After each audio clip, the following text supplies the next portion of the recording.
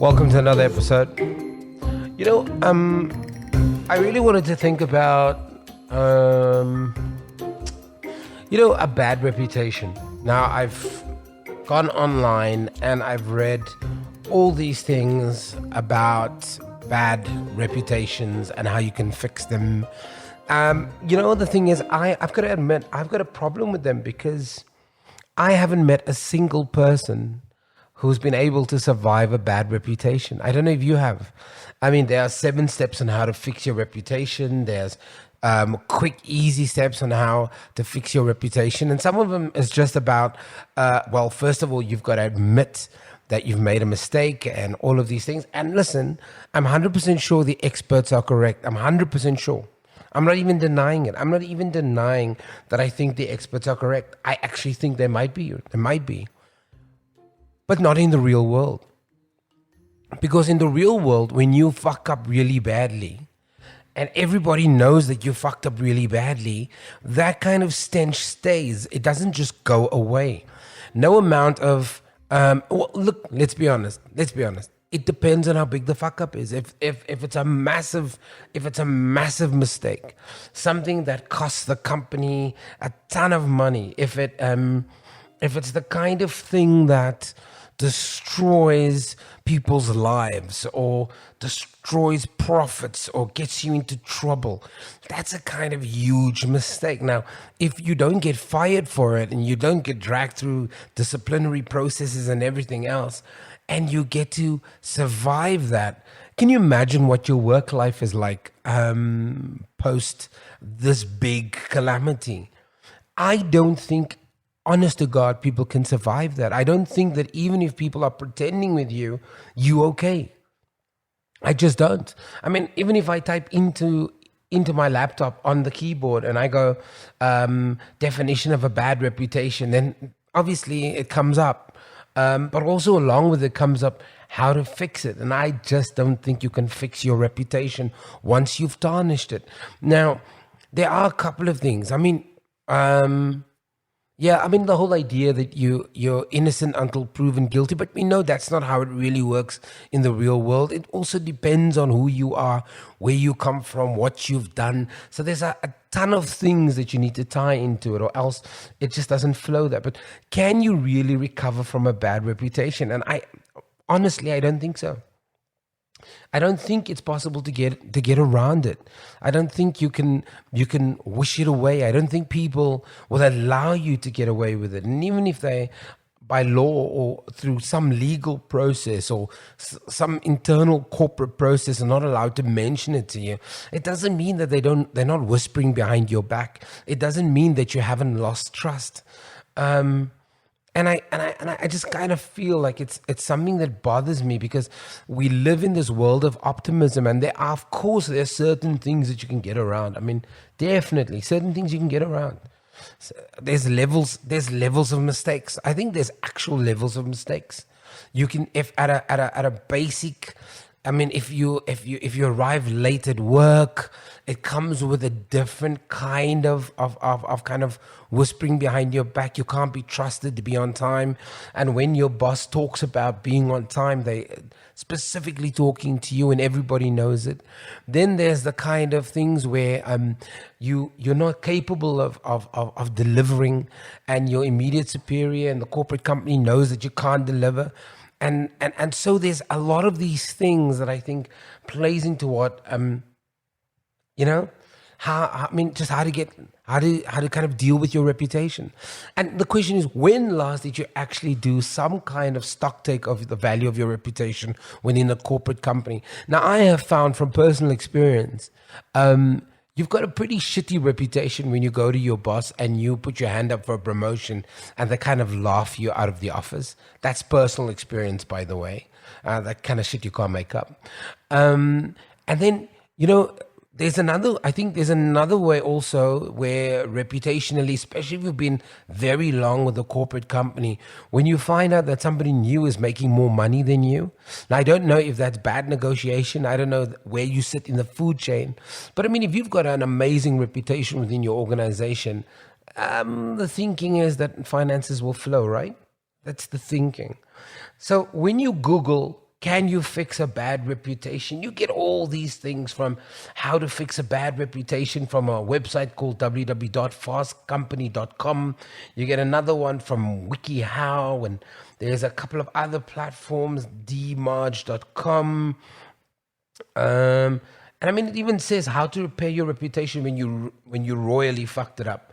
And then there's some other things on how to rebuild a bad reputation, 15 tips on fixing your brand's bad reputation, 3 ways to repair your damaged reputation. That's in a Forbes a website, actually. That was in 2012.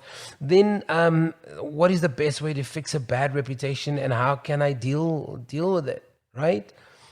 The reality is don't have a bad reputation in the first place. Kind of treat your work environment like quicksand.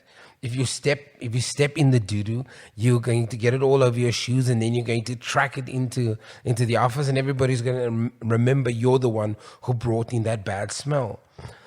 I don't honestly believe people can, and I'm not an expert. Maybe the experts will disagree. I'm sure they'll disagree. But I think you can't. I mean, corporate companies are classic examples of big behemoth organizations that have died and fallen on their own sword. In South Africa, there's a couple of examples. Internationally, there's a couple of examples. Companies that just did not recover the way they were meant to recover. I mean, that's the truth. They didn't recover the way they were meant to recover. They either took too long, And let me go into the WikiHow. I just want to go through these 15 things, right? It's getting rid of a bad reputation. Number 1, accept that people might not forget. Come on. People will not forget. They are elephants. They are absolute elephants. People will remember things. That's the nature of people. They will remember. They are not going to forget on any level. Like I said before, even if that person goes out of their way, I mean, you can walk on eggshells for the rest of your life. It's not going to change anything. And I don't want to be mean, it's just the truth, because people remember. And when one person forgets, somebody else will bring it up in some way, shape or form, at an event, at a party. They'll laugh behind your back, and if it's big enough, you'll never get back to the inner circle. And they're classic examples. You might even know somebody inside your own organization that has messed up, and you could be part of the group that's talking behind their back, right? I mean, you could be part of that group, and I genuinely believe that you're probably one of those people, because we all know once your reputation is tarnished, it becomes incredibly difficult to fix it. I mean, this is literally what it sounds like when these people come together. That's what it sounds like.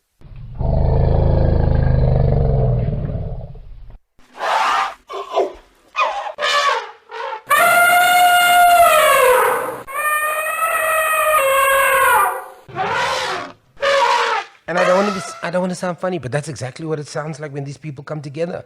There's always somebody in the group. And here's the funny thing. How often have you started at a new job and you get a lowdown on who does what, when, and how? How often have you heard about John who never flushes the toilet or doesn't wash, or who's recently divorced?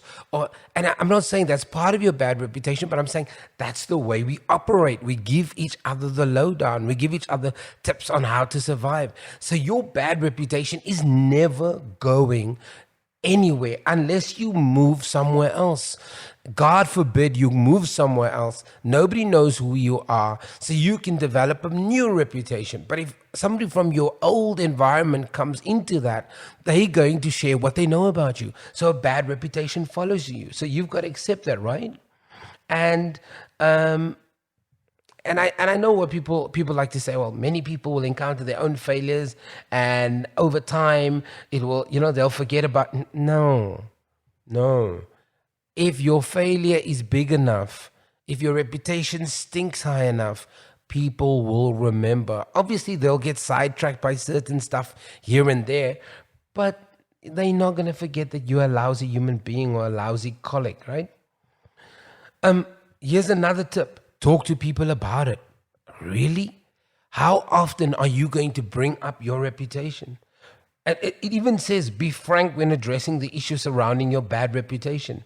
If you are calm, respectful, and genuinely concerned, they are likely to help you. No, it's not true.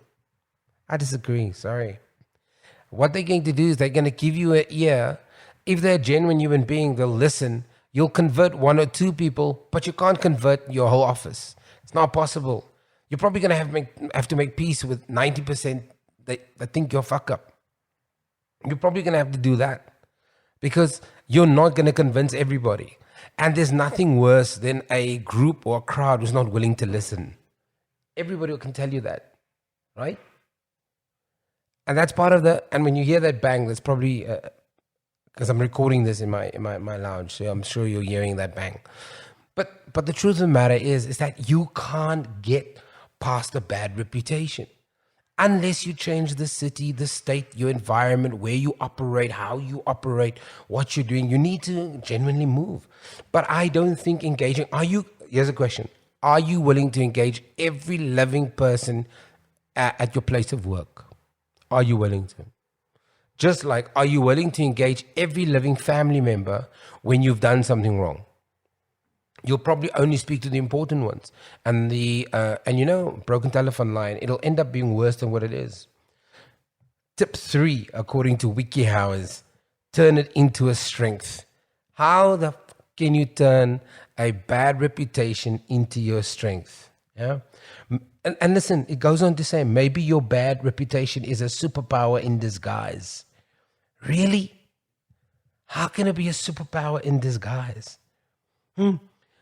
Of course, if you're Donald Trump, you are oblivious to everything. You surround yourself with yes people so you don't actually have to deal with anything. But how do you turn it into a fucking superpower? I haven't met, and this is part of the problem that I have with specialists and experts. Whatever advice they give, it's as if they are divorced from kind of what happens in the real world. The idea that you can turn, when a bully picks on you every day, without a serious intervention, he's going to keep on picking on you. I'm not saying take a baseball bat to school. I'm not saying that. But you're going to need your parents. You're going to need his parents. You're going to need the school system. You're going to need a psychologist. There's just too many things that you're going to need to fix that problem. And adults, we know for a fact, are very childlike and childish at the best of times, even at the worst of times. So I don't know how turning it into your strength is going to work for you if you've got a shitty reputation at work, right? Maybe let's break it down. If it's a shitty reputation about being late, maybe you can arrive early, and maybe in a year people forget that you're always late.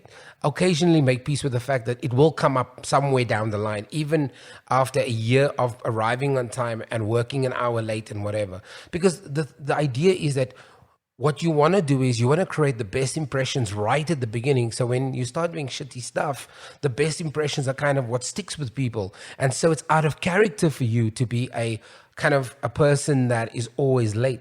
But if you're late from the beginning, it's out of character to be on time. So people will always expect you to be late, and they'll then compensate for you being late, especially if you're a key part of the team, right? I'm just picking on I'm not saying that's necessarily a bad reputation. Okay. Step number 4, which I completely disagree with, is change how others think. Sometimes you just need to control the perceptions of others. They may not be seeing the situation in the right light. Isn't that similar to kind of number 2? Talk to people about it. The reality is that if you've got an idea about somebody, it's very little about what people think about you, but really about kind of how you feel. If you don't give a shit about how people feel about you, you could probably get over it and be on your merry way. But if you're worried about how people think about it, you're going to have to constantly engage them on it. And people are kind of funny about it. They don't want to talk about it all the time, even though it's somewhere in the recesses of their mind. So I don't know if I kind of, number 5 is denounce accusation as lies. Right? I think this is probably a really cool thing. If it's a lie, you kind of have to deal with it immediately. If it's a truth, however, right? If it's a truth, If you did sleep with somebody in your office and it's common knowledge, if you did steal something, if there was a process by which you were found to be kind of, you were found to be guilty of sorts, then it's not really a lie, is it? Right? And if it does tarnish your reputation. Part two is developing a good reputation, right? So that was kind of the first part of it. There was 5 of those tips. Number 2 is do good deeds consistently. People are funny. I think practical examples, if you stole someone's lunch and you kind of make light of it and then you buy people lunch again and you kind of take that person out and you explain what happened and blah, blah, blah, good deal, right? Good deal. If they find out that you beat your wife and your children at work and it changes the perception of how people see you, if you're late, arrive early, okay? So I think there are levels and we've got to develop what the levels are. And if you can, and if you are lucky to have a kind of level 1 bad reputation, then you're fine. But you're at level 10, you're fucked. Number 2 is, so let me give you, number 1 is do good deeds consistently. Number 2 is volunteer, okay? You need to, it says here, you can volunteer for the disabled, community gardens, events, church-centered opportunities. But here's the thing. If you want to develop that, other people need to see it. Now, if you walk around and you tell people that I'm doing good, you're still fucked. Because people think you are going to be probably quite obvious in the fact that you're doing it to kind of repair your damaged reputation, right? And we have to be very, very careful of that. So if you do these things, people might not get to see it. So you gotta maybe strategically plant it in a way that people can actually get to see you doing good. Number 3 is use the situation to learn. Become compassionate towards others with bad reputations. Hey man, this is my belief. If you've got a really terrible reputation, the guy with level 1 reputation is not even going to want to hang out with you. He's going to be happy that you're at level 5 or level 7 or level 8. He's going to give you a high five, but in public, he's with the others, right? Or she's with the others. I don't think anybody with a lesser reputation than you will hang out with you. You would do exactly the same. You're not going to necessarily, if you're found to be a pervert or whatever in your workspace, and you're still under investigation, but you still have to go to work, but everybody now knows that you've been somehow involved in some pervert ring, I don't think the guy with level 1 bad reputation is going to give a shit about you, right? I don't even think that's going to happen. Number 4, impress others. Go above and beyond. Do something amazing. Learn to play a musical instrument. Huh? So learn to play the banjo. Come to work and play the fucking banjo. You've got a shitty reputation. Why don't you write a song, get a Taylor Swift, and do a fucking banjo song about bad reputations? I think that's the only way to do it. That's some of the most lousiest ideas I've ever heard, right? And it goes on. And part 3 is creating lasting change. Change parts of your life. Yeah, move. Change yourself. Dye your hair color. Change your name. And then number 3 is avoid superficial changes. Come on, man. The reality is, don't get a bad reputation. Make sure that you're always on point. Remember, people at work are people at work. They're not actually your friends. 1 or 2, maybe 3 can become actual lifelong friends. But like all things in life, compartmentalize them. We have friends for certain things and friends for other things. Don't make the mistake of sharing your life with somebody who you don't completely know or trust. Be careful of who you are at work. That's how you avoid a bad reputation. You get paid to do a job, so just do your fucking job.